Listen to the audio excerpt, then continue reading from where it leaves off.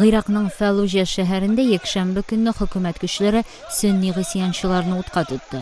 Җирле чыганаклар тыныч халык арасында да һәлак булучылар бар дип хәбәр итә. Хакимиятләр илнең төньягы һәм көнбатышның зур өлешен контрольгә алган сугышларга каршы чараны дәвам итә.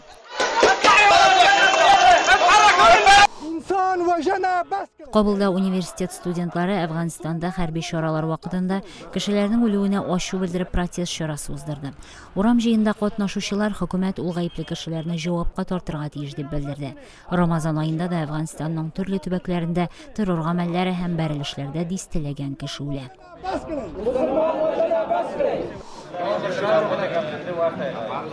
Пакистанның Бану шәһәрендә кабиләләр юлбашчылары Төньяк Вазиристаннан килгән хатын-кызлар кайчакларының гуманитар ярдәм алуларын тыйды.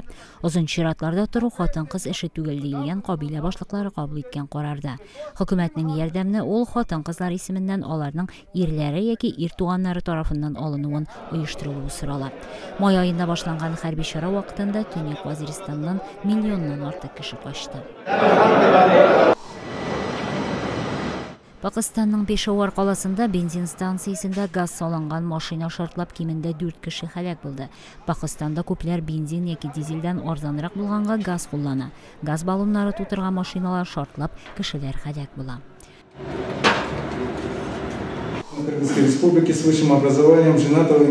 Бишкектә Кыргызстанның хәрби мәхкәмәсе хөкүмәтнең элекке 28 рәсмиенә карата гаепләүләр укый башлады. Элекке президент Курманбек Бакиев һәм тагын дистәләгән кеше 2010 елда Бишкектә хөкүмәткә каршы урам җыеннары вакытында җыелган халыкка каршы көч куллану фәрманы бирүдә гаепләнә. Хөкем карары 3 көн укылачак. 28.97 части 2 пункта 3, 5, 6, 15 УК Кыргызской Республики.